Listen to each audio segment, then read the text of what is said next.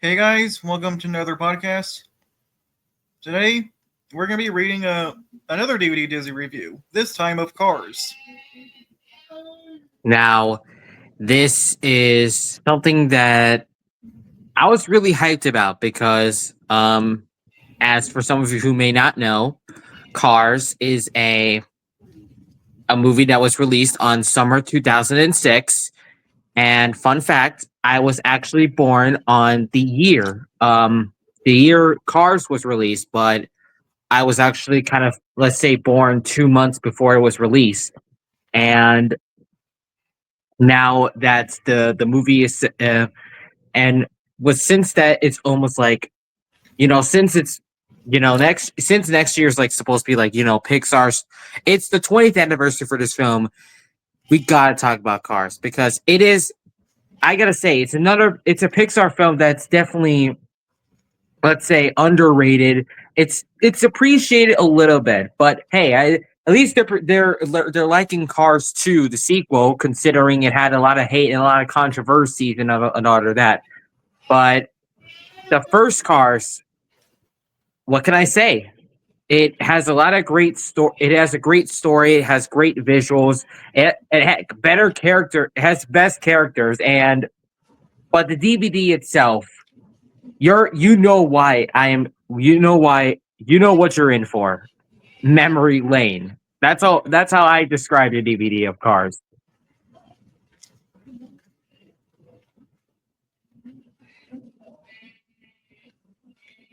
And without further ado, let's get into this article by DVD Dizzy.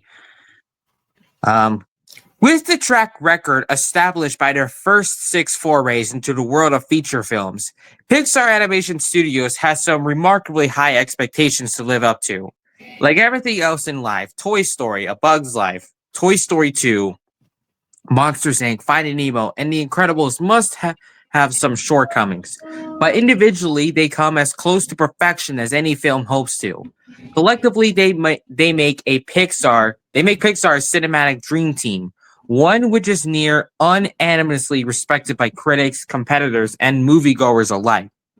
When the time came for Cars, the studio's 7th feature-length production, to be released to the world, it was impossible for it to be a good film. It had to be funny, smart, innovative, quotable, substantial, fulfilling, a critical darling, and a global box office success. If, and only if, it achieved to all those things, then Cars could be considered a worthy entry to the relatively tiny yet tremendously influential canon belonging to the pioneering computer animation wizards of Emeryville, California. Fortunately, Cars is indeed a valuable addition to Pixar's growing catalog. Move over, kids, Herbie and the Gadgetmobile. Here we have an entire world of living cars. Like who don't need humans in a driver's seat. The movie centers on Lightning McQueen, voiced by funny man Owen Wilson, a hotshot rookie race car who early on finds himself in an unprecedented three-way tie for the prestigious Piston Cup. McQueen is just as bold as the bright red paint which marks his exterior.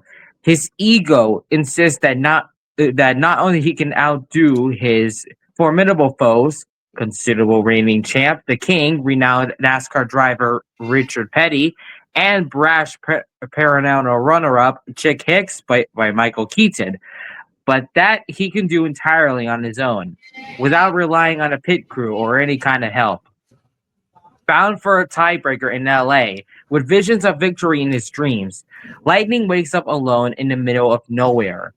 Actually, he's in the sleepy Route 66 center town of Radiator Springs.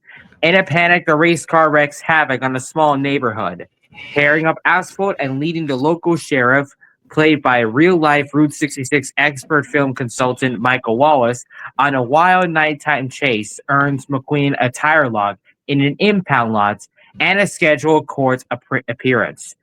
Just when it appears that Judge Doc Hudson, played by screen legend and the late Paul Newman, may be willing to let the young, fast-talking hot rod off the hook and back on the road.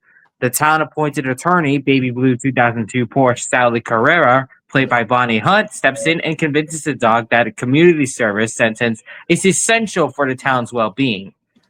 Now, this is a major setup for Cars, as the protagonist's life of speed comes through a screeching hole in the world that's quite foreign to him.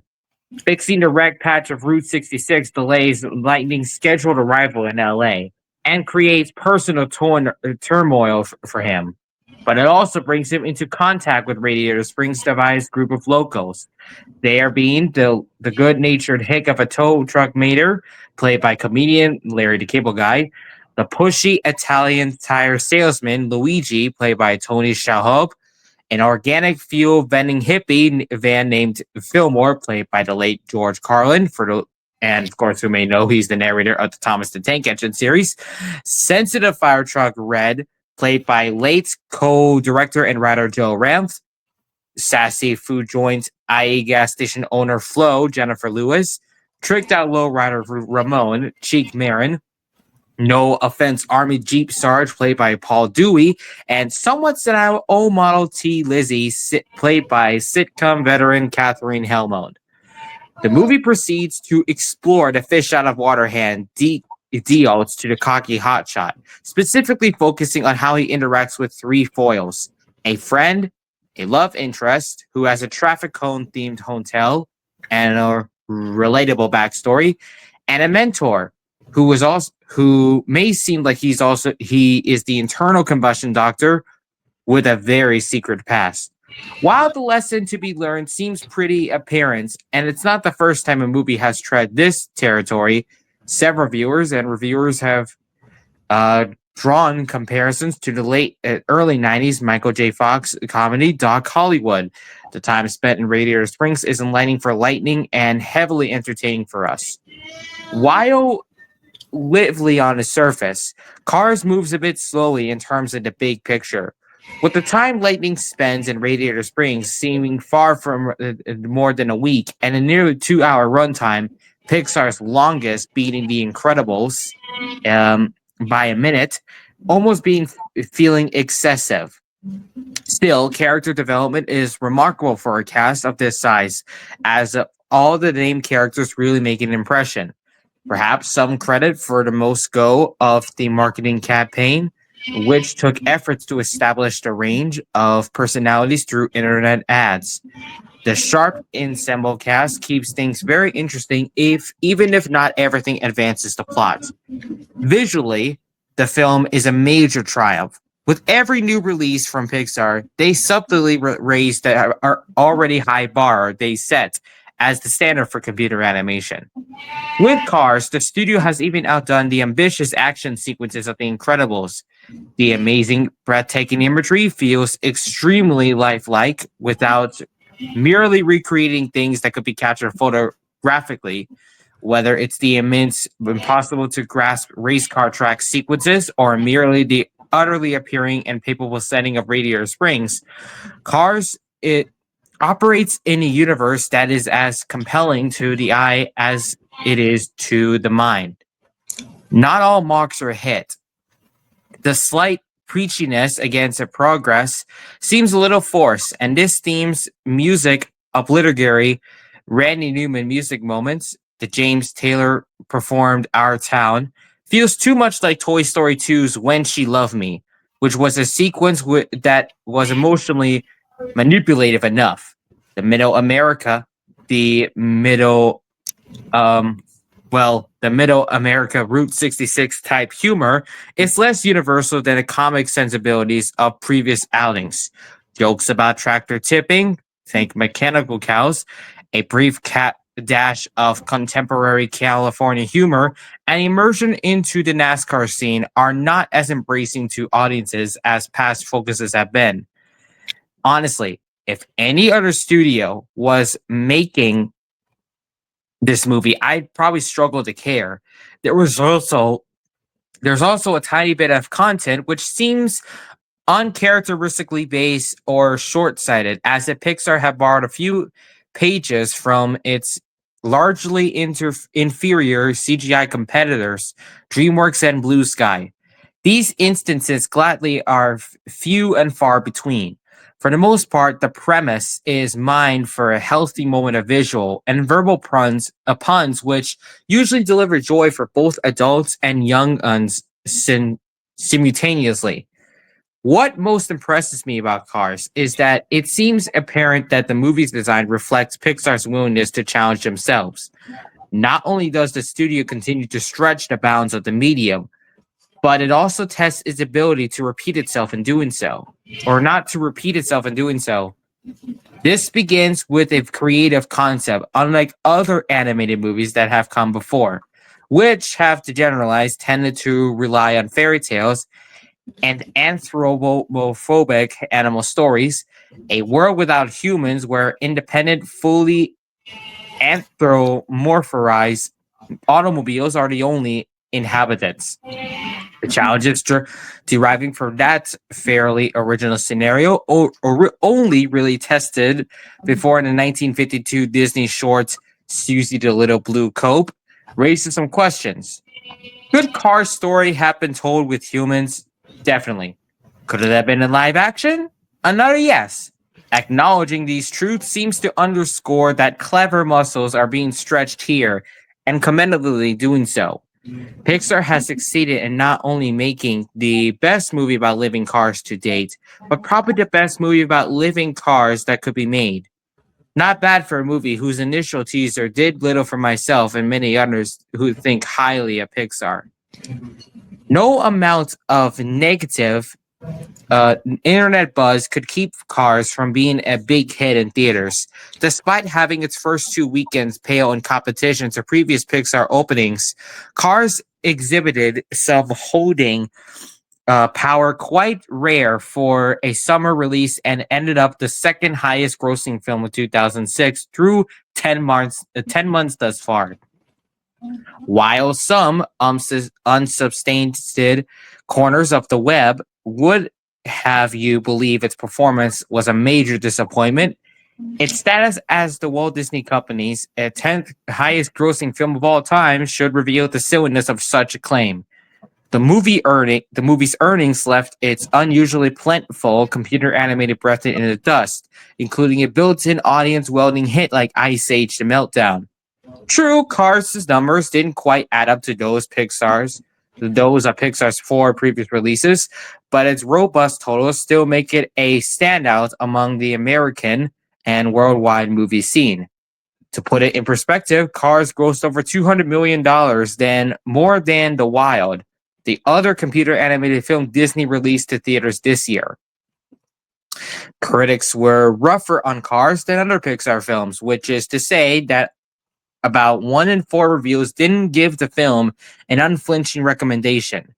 I think that can largely be explained by just how much they and many others have loved previous Pixar productions. To some degree, I can appreciate this sentiment. Compared to the remarkable quality established by Pixar's previous films, Cars may feel lacking in some ways, but not that much. Viewed on its own merits, or as part of Hollywood's greatest winning streak, it is clearly a great movie and one which remains light years ahead of the competition. Now let's head on over to the video and audio. It should come as a surprise to no one that Cars boasts amazing picture and sound on DVD. You'll definitely want to go with the widescreen version, which presents the film in its 2.39:1 theatrical aspect ratio. Nevertheless, a surely compromised full-screen version is sold separately. Emanating directly from Pixar's computers, the widescreen transfer is stunning and, as far as I can tell, absolutely flawless. Colors are vibrant and consistent. The print is absolutely pristine. And with the paucity of content and options, comparison is a non-issue. Even on the standard television set, you're likely to be blown away by the detail in the animation. Though Pixar finally showed Region 1 faith in the DTS format last year as incentives for repurchasing their two Toy Story films, it's back to Dolby Digital 5.1 Surround X for Cars. Even so, the soundtrack does not leave one wanting more. From the whirring race cars to the small town atmosphere in Radiator Springs, Cars showcases a fine mix, and the DVD presents it all capability. There isn't quite the dynamo or diversity found in Pixar's previous outing, but then superhero action calls for a wider palette than a movie about cars. Randy Newman's score, which doesn't rank as highly as his previous Pixar work, and a selection of well-placed pop tunes make a fine use of the soundstage. Volume is consistent and dialogue is constantly crisp while always part of a fully realized environment. Surprisingly, there is no foreign language tracks or subtitles provided. A Spanish version is supposed to be made available separately. The only alternate track is Dolby Surround 2.0, which those averse to automatic down mixing and a lacking 5.1 setup might appreciate. Not long ago, a home video release meant a movie. Well, a movie generally about 3 previews for other movies, but now we expect much more from our DVDs. Yes, there's the movie with the best video and audio quality that technology will allow, but there's got to be making of material. Games, at least one commentary is essential. Pixar usually meets all of these expectations and then goes beyond with newly created material that's both informative and entertaining. With Cars' DVD debut, the studio is not up to its usual standards. The menu here is surprisingly scarce, both for a film and one which grossed well over $200 million in the States alone. So scarce that the obligatory and more on the back cover literally refers to one bonus that can also be found in the movie itself, no less. Just so you don't miss them, the first 2 bonuses are listed directly on the main menu, being Mater and the Ghost Light, a brand new short made specifically for the DVD by the people who made Cars. John Lasseter directed it, and all voice cast members return. In this cartoon, which is presented in its 1.781 anamorphic widescreen and Dolby 5.1, the prank-pulling Mater forgets his events when Sheriff tells him about the Ghost Light, a spooky blue spirit known to haunt Route 66 from time to time. It's very cool to spend more time in Radiator Springs in this swell cartoon, which entertains in every way and is every bit as polished as the film itself. If you saw Cars in theaters and arrived on time, then you already know that One Man Band is the latest in a long line of Pixar cartoon shorts. This one tells the story of dueling street musicians, both hoping to earn a gold coin from a young girl about to make a fountain wish. True to the studio's traditions, the storytelling is visual-based, not a word of dialogue uttered, and the short is funny, touching, and usually striking. Other bonus features can also be found. Appropriately enough, on the bonus features menu, you get the epilogue. It offers the end credits footage enlarged to nearly the 16:9 frame and in Dolby Digital 5.1. Basically, it's an ideal presentation of what it is undoubtedly one of the most inspired sequences to have ever accompanied a movie's end credits. The first half, set to a largely instrumental version of John Mayer's Route 66, shows what happens next to Radiator Springs, as well as its good and bad cars. This segues to a highly amusing montage of Cars characters watching car versions of Pixar movies in the town's drive-in theater, paying special tribute to John Ratzenberger's voice work for the studio. The slideshow of stills, which allows which falls in the end credits, does not necessarily show up here. No need for owners of tiny TVs to squint through the end credits now. At least not for this part of the sidebar show. Inspiration for Cars is the disc's only featurette, examines the movie roots in writer-director John Lasseter's personal life and in discoveries of Pixar research. There are interview clips with Lasseter and other people who shaped the movie, from NASCAR personalities to Route 66 experts. There is also fly on the wall, or rather fly on the road, footage from Lasseter and crew's journeys on Route 66, showcasing the colorful middle American personalities they encountered, such as the real Mater. Informative, well-made 16 and 16x9 enhanced. This piece is an easy viewing, but it definitely feels like there is more through and uncomfortably paced documentary to be made from what is surely several 100 hours of production footage barely glimpsed at here.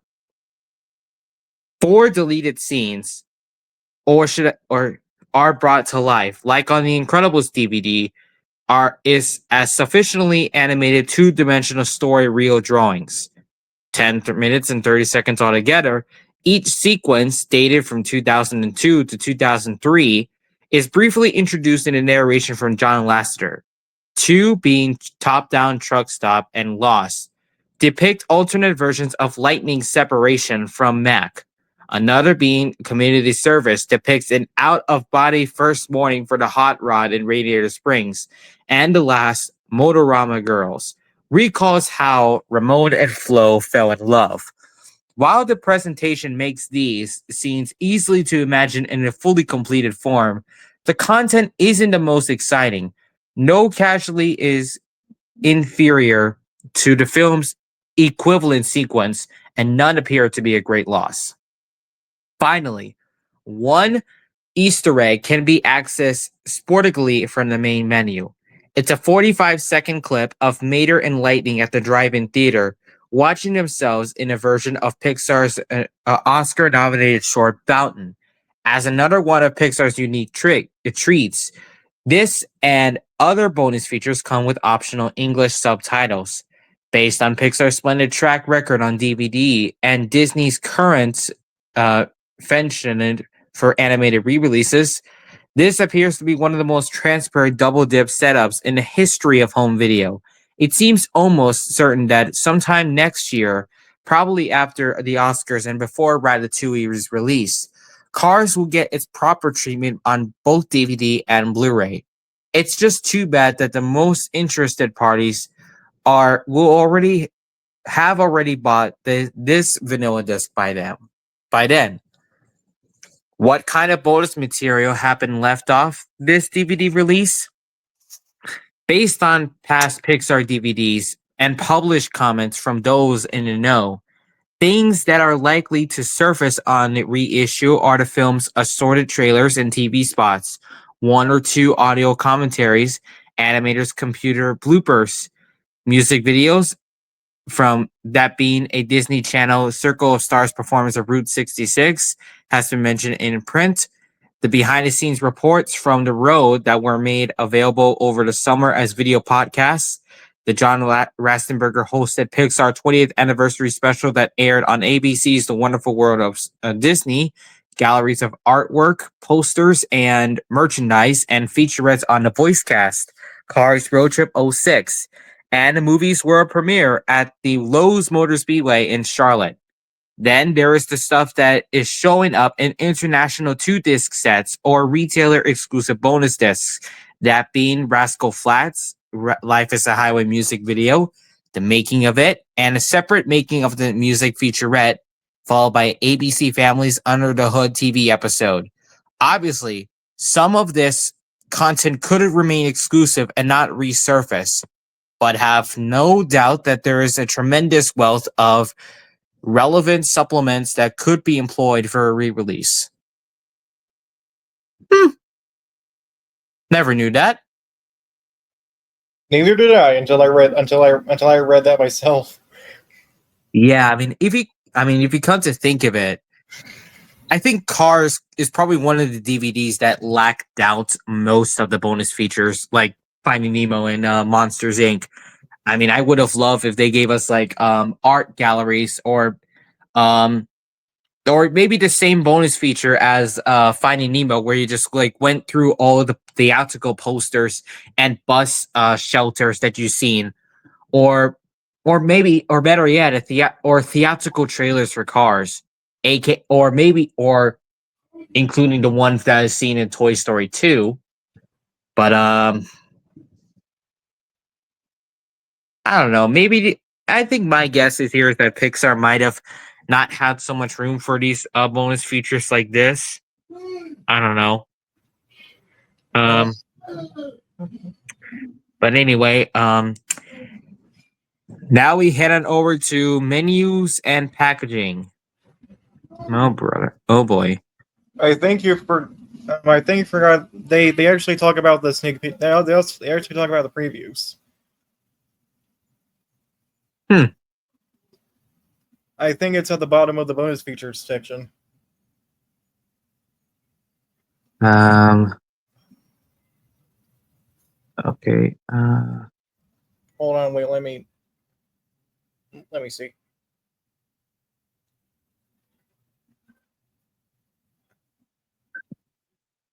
When it stops loading, that is. Freaking. Sorry, guys. Sorry, things got awkward. Trying to see if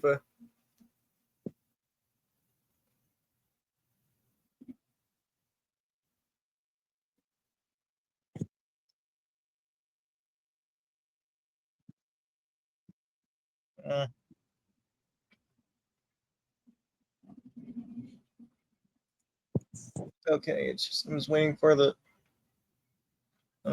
for it to stop freaking loading on me. Because when it keeps loading, it won't let me scroll down. So.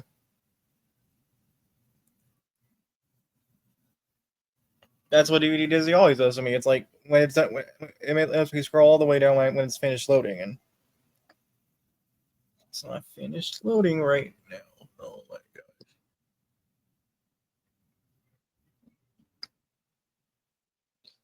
Well, how was your day? Doing good. Mine was fine. Yeah.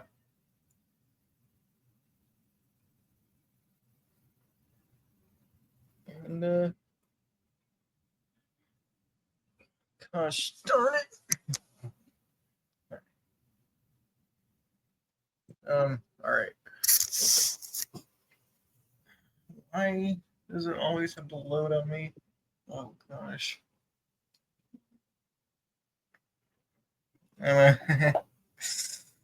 This got embarrassing real fast. Hold on. Are you still on the bonus features section? I think I've already read through all the bonus features.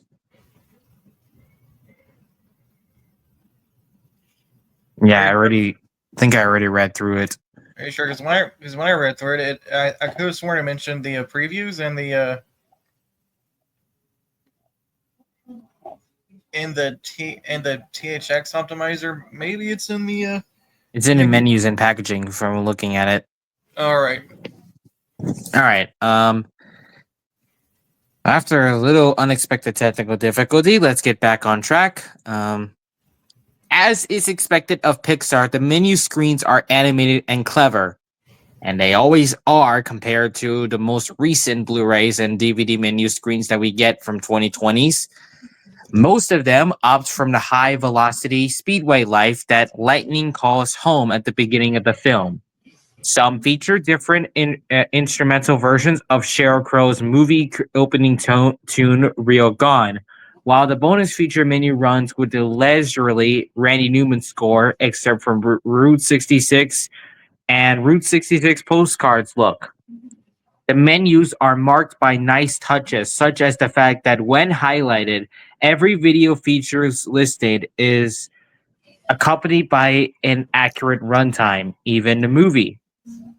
Their concise setup menu also includes the THX Optimizer, a series of video and audio tests designed to calibrate your home theater's settings, capped off with a demo scene. The Pixar animated THX trailer text automatically shows up right before the movie starts. Did we forget to mention what play movie sequence we come right before we seen right before we come across THX? Oh boy. Well, the play movie sequence is the piston cup exploding, which is basically the same sequence that we would later then see in a movie. I mean, what did you think that we were gonna get? Frank shredding the screen? Wait, he's in Radiator. The menu screen would have been Radiator Springs instead of racing. That wouldn't make zero sense if that happened. Too soon? Oh my God.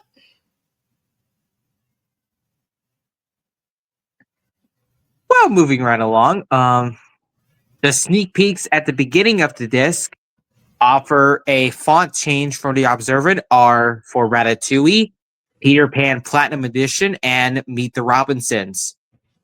One preview that this article forgot to mention is the NASCAR Real Life Cars promo, which is basically a promotional ad that they show basically for the promotion of NASCAR returning to air on ABC, ESPN, and ESPN2 since 2007. Well, But of course, for some people who may know, the sport was later then not airing on ESPN anymore since 2014. Since I think their contract has expired. well, let's be honest. This person probably doesn't have that. In his DVD. For some reason, Jack's copy of Cars does not have the NASCAR promo. I don't know. Maybe most of you may or may not have that advertisement, but I think it really depends on the copy. I mean, I have the copy that just has the Disney Movie Rewards logo and Disney DVD logo. I think it might be a reprint, but it's still in widescreen format for some reason. Maybe it's for licensing issues. I don't know, but that's just me. But other than that, though, despite the three previous that you already seen before, the dedicated menu, which uniquely takes us to Radiator Springs Drive-In Theater, also provides sub-minute previews for Disney Blu-ray. The latter promises A-list Disney films in high definition with no shortage of blue dialogue excerpts, and the promo for the video game of the movie itself. Did I forget to mention how unsettling we get at the beginning of that trailer for the game? Probably not. Rate E for everyone. Yep, that's what we came across. That's what we always came across. A very unsettling transition of rated E for everyone. I don't know if it's just me. I wish they could have find a way to just replace have the Cars video game trailer, but not as just a little bit a minute longer, I think. I remember seeing that there's another Cars video game trailer that just has the Jim Cummings doing the voiceover that says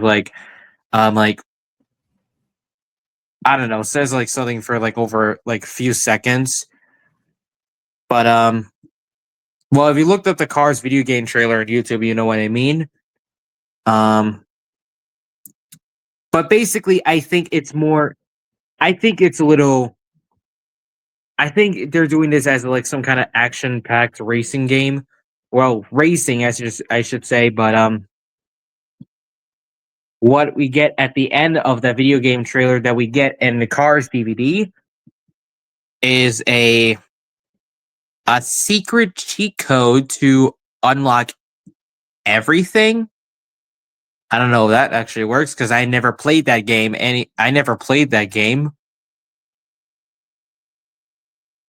Well, anyway, back to that.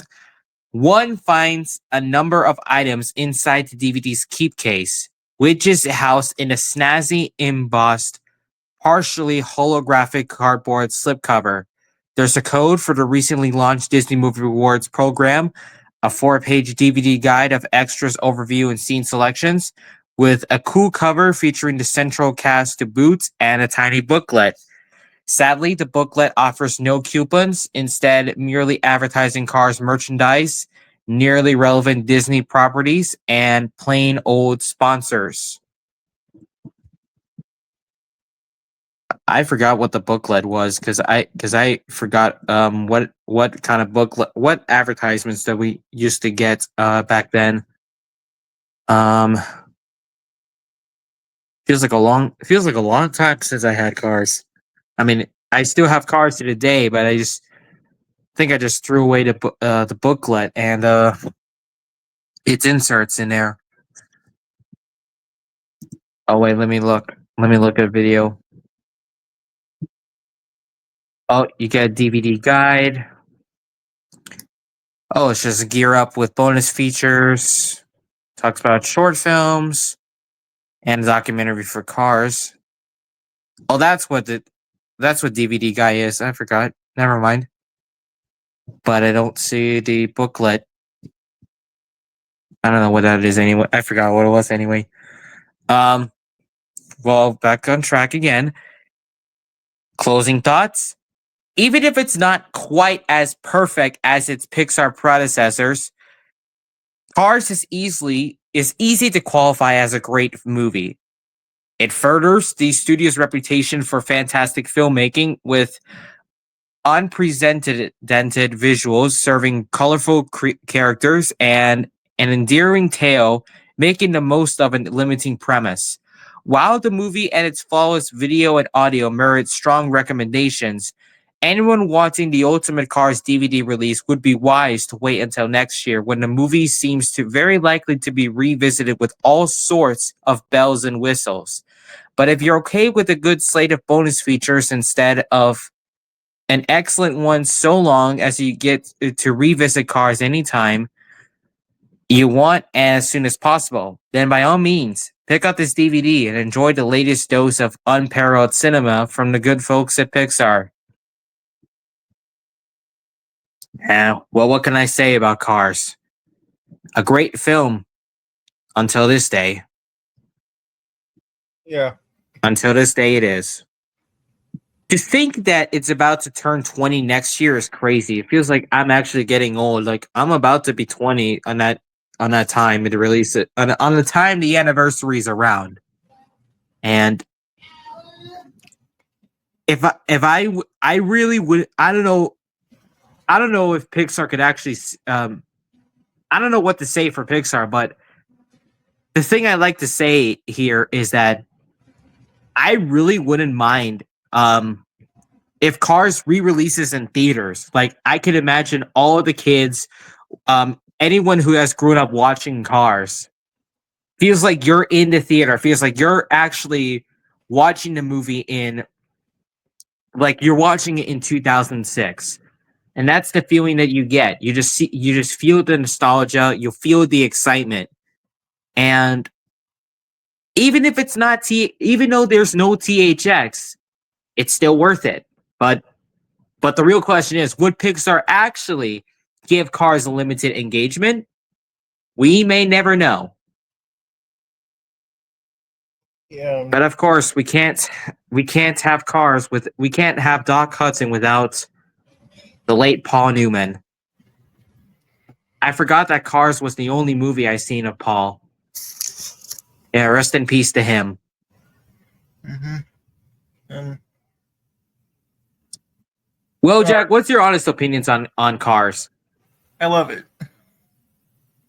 Yeah, to me, it's a great film, but did I forget to mention that this should have been the real winner of the 2007 Oscars? It really should. Yeah. Like, I like Happy Feet, but I think Pixar deserved a win. Yeah. Anyway, so all right, guys, I made a schedule. Um, um, so today is Sunday, right? Yep. All right. So on Tuesday we can we're gonna be reading The Incredibles, All right. and on Thursday we're gonna be reading Pirates of the Caribbean, the first one to be exact. All right. Yep. And yeah, maybe I'll try to make my own, article on the SpongeBob SquarePants movie. Well, the thing is, I have to buy it. I have to buy it first, but that probably won't happen, just because I have the movie on Amazon Prime. So